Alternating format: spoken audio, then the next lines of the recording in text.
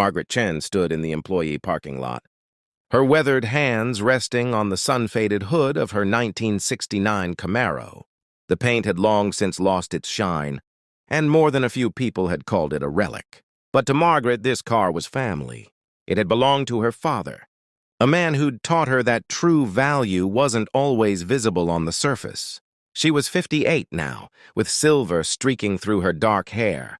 Pulled back in a practical ponytail, her mechanic's coveralls bore the patches of countless hours spent in her garage, where she'd learned everything her father had known about engines. The work had kept her close to his memory in the years since he'd passed. Richard Brennan, her boss at Brennan Performance Motors, was a different sort entirely.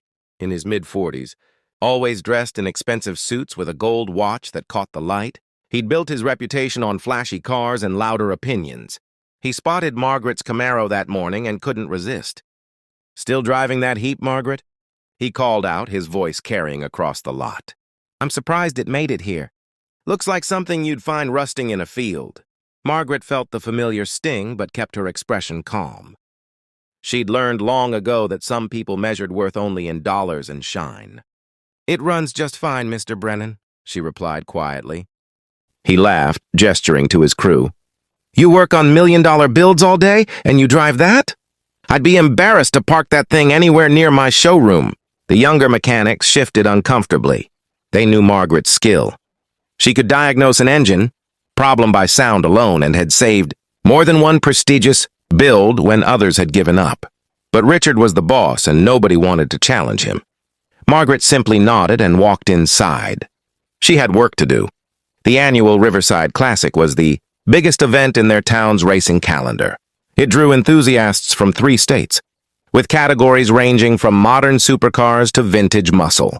Richard entered every year with whatever flashy vehicle his shop had just completed, usually taking podium photos that filled his office walls.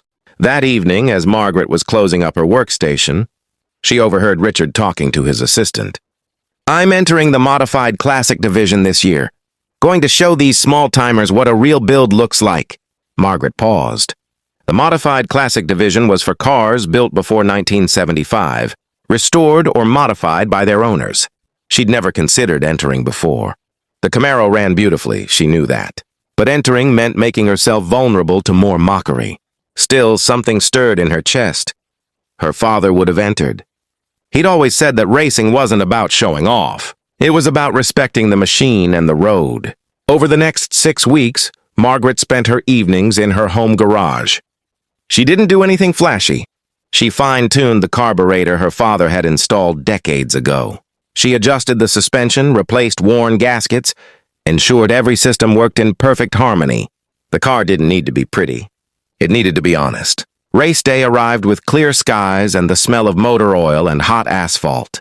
Margaret registered quietly, parking her Camaro among vehicles that gleamed like jewels. She could feel the stares, hear the whispered comments. Her car looked exactly like what it was, a working-class warrior, not a showpiece. Richard arrived in a pristine 1970 Chevelle, painted deep metallic blue with chrome that reflected the sun like mirrors. When he spotted Margaret's Camaro in the lineup, his expression shifted from surprise to amusement. "You've got to be kidding me," he said, loud enough for the crowd to hear. "Margaret, this isn't a demolition derby. These are serious machines." "It's a serious machine too," Margaret said softly. "Just a different kind." The first rounds were time trials, cars running the course individually against the clock. Margaret waited her turn, watching Richard's Chevelle roar through with impressive speed. The crowd applauded. His time put him second place. When Margaret's name was called, she slid behind the wheel, feeling the familiar contours her father's hands had shaped. She closed her eyes for just a moment, remembering his voice. "Listen to her, Maggie. She'll tell you what she needs." The flag dropped. Margaret didn't try to muscle the car. She worked with it, feeling every shift, every curve. The Camaro wasn't the fastest off the line, but it held the turns with a precision that came from thousands of hours of careful adjustment. She crossed the finish line and pulled into the return lane, not knowing her time.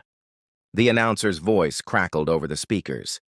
"Ladies and gentlemen, that puts Margaret Chen in 3rd place overall." The crowd erupted. Not because third place was spectacular, but because nobody had expected the battered Camaro to place at all. Richard's face went red. After the finals, he approached as Margaret was checking her engine. "You got lucky," he said. "That car has no business being on this track." Margaret looked up at him, and for the first time, she didn't look away. "Mr. Brennan, I need to tell you something. I've been quiet about it because it didn't seem important. But maybe it is now." She gestured to the engine. "This car was built by my father, Thomas Chen. He was lead engineer at Detroit Performance before he retired. Every modification in here represents 30 years of expertise. I didn't enter this race to show off. I entered because this car deserves respect, and so did he." She paused, her voice steady. "I've worked for you for 12 years. I've never asked for recognition, but I won't accept disrespect for something that means this much to me." Richard stood speechless. Around them, other racers had gathered, drawn by the conversation. One older gentleman stepped forward. "Tom Chen built that?" he asked, reverence in his voice. "I worked with Tom in the 70s. He was a legend. That man forgot more about engines than most of us will ever know." Another racer nodded. "If that's a Chen build, it's worth more than half the cars here, regardless of what it looks like." Margaret felt tears prick her eyes, but she smiled. "He always said a car is like a person.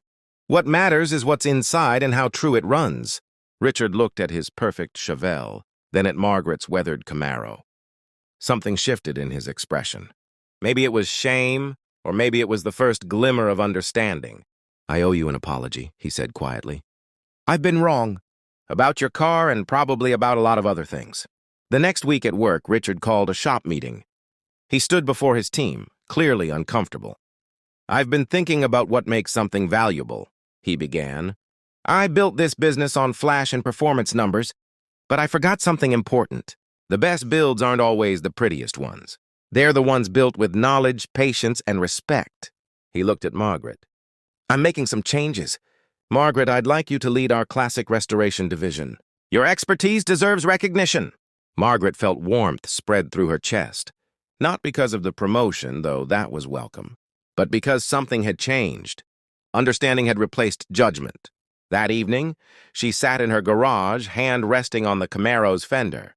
Her father's toolbox sat nearby, worn handles smooth from decades of use. "We did okay, Dad," she whispered. "We showed them what matters." The car seemed to hum in agreement. A gentle reminder that true worth isn't found in shine or speed alone. It lives in the careful work of loving hands, the wisdom of patient teaching, and the courage to remain true when others don't understand. Sometimes the most powerful victories are the quiet ones, where kindness and integrity speak louder than any engine ever could.